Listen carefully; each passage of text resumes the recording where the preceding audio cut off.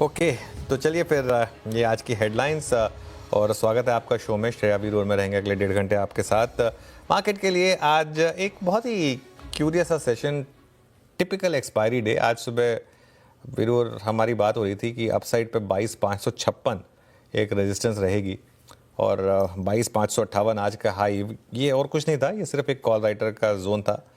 ऐसा कुछ नहीं है कि वीरो मेरे पास कोई क्रिस्टल बॉल थी जिससे हमने ये नंबर निकाला था। खैर, मेन बात यह है कि 22,550 को एक बार फिर रिजेक्ट किया और निचले स्तरों पर फिर buying I. Typical option writer का डे, एक जिसमें ऑप्शन बायर हर लेवल पे कोशिश करता है और ऑप्शन सेलर बस आराम से बैठा है क्योंकि उसे कुछ करने की ज़रूरत नहीं है। ये उस तरीके का एक्सपायरी दिन होता है और बैंक निफ्टी ने थोड़ा सा निफ्टी को आउट परफॉर्म किया और एक्चुअली किया है बैंक निफ्टी ने सपोर्ट। ये क्या नहीं है, ये एक्चुअली किया है सपोर्ट, आउट परफॉर्म। और मिड कैप में थोड़ा सा अंडर परफॉर्मेंस है। बाकी देखते हैं आखिरी का 1.5 घंटा कैसे रहेगा। वीरूश्रेया, good afternoon. Good afternoon sir. बिल्कुल देखने वाली बात होगी कि आखिरी 1.5 घंटे कैसे बाजार रिएक्ट करता है। लेकिन जैसा कि आपने कहा, टिपिकल एक्सपायरी वाला दिन और हफ्ते का आखिरी कारोबारी सेशन भी निफ्टी इन रेड 33 पॉइंट्स गिर कर रहा है कारोबार। बैंक निफ्टी कर रहा है आउट परफॉर्म इन ग्रीन। लेकिन सवाल ये कि यहाँ से अब क्या लेवल्स आपको इंपॉर्टेंट लग रहे हैं, टेक्सचर कैसा लग रहा है मार्केट का, क्योंकि लॉन्ग वीकेंड है। अब जब सोमवार खुलेगा बाजार तो क्या रणनीति अपनाएंगे निवेशक? बिल्कुल, देखिए श्रेया, पहली बात तो ये कि एक्सपायरी डे है और एक्सपायरी डे पे अगर आप ऑप्शन राइटिंग नहीं कर सकते तो most of the expiry days आप पैसा गंवाएंगे। ये बात समझ के चलिएगा। हाँ, बहुत कम लोग होते हैं जो इस तरीके की स्विंग्स को पकड़ लेते हैं और वो पैसा बना लेते हैं, वो अलग बात है। वो नेक्स्ट लेवल ऑफ टैलेंट चाहिए उसके लिए। अदरवाइज निफ्टी की जो बेसिक रेंज है आज उसी को रिस्पेक्ट किया है। 22,350 से 22,550 की एक छोटी रेंज थी। अप साइड पे तो बिल्कुल वो उसका हायर पॉइंट वही रहा। लोअर साइड पे बस थोड़ा उससे पहले से घूम गए, आप 22,400 से घूम गए इंस्टेड ऑफ 22,350। मार्केट में पैसा कैसे बन रहा है? या तो आप इस तरीके के ऑप्शन राइट करके बैठ जाएं या फिर रेजिस्टेंस में सेल करें और सपोर्ट पर बाय करें और दोनों तरफ की पोजीशनिंग लें और अपनी पोजीशन लाइट रखें। तब बेसिकली इस मार्केट में आपका पैसा बन रहा है। अदरवाइज आप मोस्टली पैसा खो रहे हैं इस मार्केट में। और एक और चीज़ मैं कहूँगा कि लॉन्ग वीकेंड है, रिगार्डलेस ऑफ आज 3 बजे का 3 PM मूव आता है नहीं और आगे मार्केट में क्या होता है, मेरा ये मानना है कि आपको अपना जो पोजीशनिंग है वो लाइट रखनी चाहिए। मैं तो कहूँगा कि क्लोजिंग में कोई पोजीशन लेके ही ना जाएं घर। ये मेरे ख्याल से एक ज़्यादा अच्छी रणनीति होगी क्योंकि फिर आप मंडे को आएंगे। 3 दिन का वीकेंड है, 3 दिन का वीकेंड है। उसमें ट्रम्प साहब क्या बोलें क्या नहीं बोलें, कुछ तो बोलेंगे। वो फ्राइडे को कुछ और बोलेंगे, सैटरडे को कुछ और बोलेंगे, संडे को कुछ और बोलेंगे। अब वो 3 अलग अलग स्टेटमेंट मंडे को प्राइसिंग करनी होगी। तो क्या ज़रूरत है? मंडे को आराम से आइए, सुबह पूरा होली सेलिब्रेट करिए। होली के बाद अगले दिन, जैसे वीरू सुबह कह रहे थे, 2 दिन सुस्ता लीजिए, उसके बाद मंडे को आराम से आइए। Veeru, good afternoon. Stock specific action कैसा है? बिल्कुल, गुड आफ्टरनून अनुज। वाकई वो ज़्यादा सही रहेगा, सुस्ता लें। और आप देखिए बाजार का मूड भी ऐसा ही है। चल क्या रहा है बाजार में आज कन्विक्शन के साथ? एक स्टॉक गेस कीजिए अनुज। चल तो बहुत कुछ रहा है लेकिन निर्णायक क्या है? एक स्टॉक, ऑयल इंडिया। अरे छोड़िए, ऑयल इंडिया तो रोज का। यूएसएल सबसे डिसाइसिव एक्शन यही है। आपके स्क्रीन पे आएगा। मैं इनफैक्ट 12 बजे जब ओआई की समरी को देख रहा था तो यूएसएल आज एक मतलब ट्रेंडिंग तो नहीं कहूंगा, 1.5% तो ऊपर है। इससे ऊपर तो इतने सारे स्टॉक्स हैं। ये थोड़ा बायस है आपका। नहीं बायस नहीं है, मतलब अच्छा जहां जिस लेवल से घूमा है ना वो काफी स्ट्रांग है।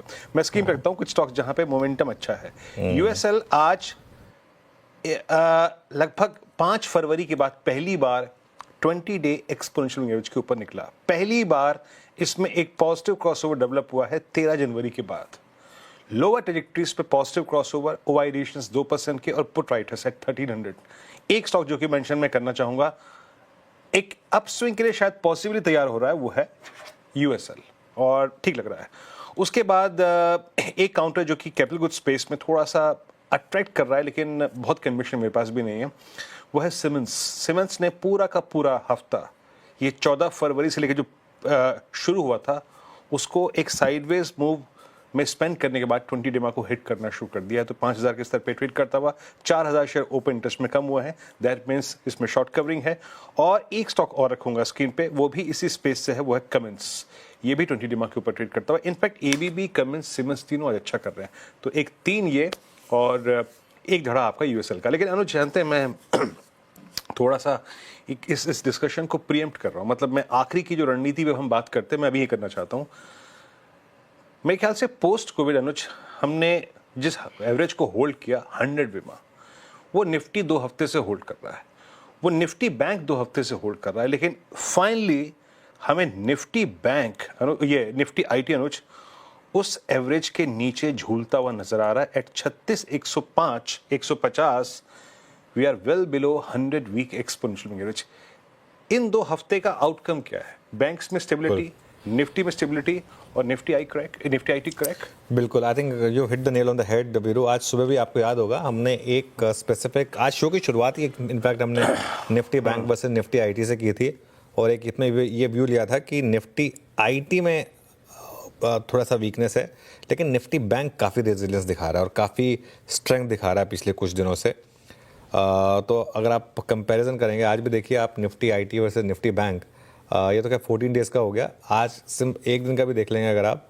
खैर अब है तो ग्रीन में ही निफ्टी आईटी, जबकि रेड में है। I think 100 week moving average अगर ब्रेक हुआ निफ्टी आईटी में कंक्लूसिवली, डिसाइसिवली, तो जिस तरीके के पैटर्न बन रहे हैं निफ्टी आईटी में, मुझे लग रहा है 52 वीक लो लगने के चांसेस काफ़ी बढ़ जाएंगे निफ्टी आईटी में। लेकिन मैं फिर एक चीज़ कहूँगा, अगर आप इन्वेस्टर हो, अगर आपने पिछली रैली मिस की थी, तो ये आपको एक मौके दे रहा है, क्योंकि आई थिंक वीरू बहुत सिंपलिस्टिक होगा ये कहना कि बस अब यूएस में रिसेशन आ जाएगा और अब यहाँ से आईटी गिर जाएगा। आई थिंक मार्केट इस तरीके से नहीं चलता है। मार्केट में ऑब्वियसली आप बहुत कुछ पहले से ही प्राइसिंग करके जाते हैं, वो एक्चुअल रिसेशन का वेट नहीं करेगा, और एक्चुअल में अगर रिसेशन नहीं आया तो फिर तो वो स्टॉक्स भागेंगे। एक रिस्क मार्केट को और ये भी लग रहा है कि क्या वैल्यूएशन में भी थोड़ा सा रीसेट की ज़रूरत है आईटी स्टॉक्स में, क्योंकि अब आईटी स्टॉक्स थोड़ा सा लेने का लोगों का मन कम होगा। मेरे ख्याल से तो ये मौका मिल रहा है यहाँ पर निफ्टी आईटी में। लेकिन हाँ, सार वही है कि निफ्टी को कुछ हद तक रिलायंस का भी सपोर्ट मिला है पिछले कुछ दिनों में। इसके लिए निफ्टी ने ब्रेकडाउन नहीं दिखाया है, क्योंकि जबकि निफ्टी आईटी में इतना बड़ा ब्रेकडाउन हुआ उसके बावजूद, क्योंकि बैंक निफ्टी रिलेटिवली स्टेबल है और थोड़ा सा बाइंग यहाँ पर आ रही है आपके रिलायंस में। चलिए श्रेया के पास चलते हैं और आज के ट्रेंडिंग स्टॉक्स की बात करते हैं। Shreya, good afternoon. Good afternoon sir, once again. लेकिन हम ट्रेंडिंग स्टॉक्स ले, लेकिन उससे पहले जो स्टॉक आपने मेंशन किया थोड़ी देर पहले जब वीरेंद्र जी आपसे पूछ रहे थे, ऑयल इंडिया। इनफैक्ट आप ऑयल स्टॉक्स देखें तो सभी में तेजी देखने को मिल रही है। Oil, ATGL, Gujarat gas, ONGC, और खबर ये जो हमने सुबह भी डिस्कस की थी, oil field amendment bill 2024 Lok Sabha में कल पास किया गया, कानूनी तौर पर इसका फ्रेमवर्क और बेहतर करने की राह पर है। लेकिन स्टॉक्स में जिस तरीके से तेजी देखने को मिल रही है, अब क्या करना चाहिए? पहले ये तेजी कितनी टिकाऊ लग रही है आपको? क्या करना चाहिए ट्रेडर्स और इन्वेस्टर्स को? बिल्कुल, देखिए पहली बात तो ये कि आज का जो मूव आया है वो एकदम सही जगह से आया है। ओएनजीसी, ऑयल इंडिया में ये मूव वहाँ से आया जो 2 दिन पहले एचपीसीएल, बीपीसीएल में आया था, जो ये स्टॉक्स काफ़ी ओवरसोल्ड हो गए थे उस वजह से। ओएनजीसी नहीं सस्टेन कर पाया, लेकिन ऑयल इंडिया ने सस्टेन किया, ये काफ़ी इंटरेस्टिंग है। शायद मेरा ये मानना है कि अगले 6 से 12 महीने में ये एक स्पेस है, upstream and downstream oil companies, PSU oil companies, जहाँ पे आपका पैसा बनेगा। आपको एक पोर्टफोलियो बनाना होगा जिसमें ओएनजीसी भी होगा, ऑयल इंडिया भी होगा, एचपीबीपी, आईओसी भी होंगे, गैस स्टॉक्स भी होंगे, थोड़े से रिफाइनरिंग स्टॉक्स भी होंगे, क्योंकि किसी दिन कुछ चलेगा, किसी दिन कुछ चलेगा। लेकिन ये मैं कॉल इसलिए ले रहा हूँ क्योंकि अगर इस बास्केट को आप बनाएंगे ना, और कुछ नहीं तो 4-5% तो आपकी डिविडेंड यील्ड आ जाएगी। और ये जो बास्केट है ना, इसमें वैल्यूएशन बहुत कंफर्टिंग है इस समय। यहाँ गलत जाने का रिस्क बहुत कम है, यहाँ से बहुत ज़्यादा गिरने का रिस्क बहुत कम है, तो इस वजह से ये मेरा व्यू रहेगा। चलिए अब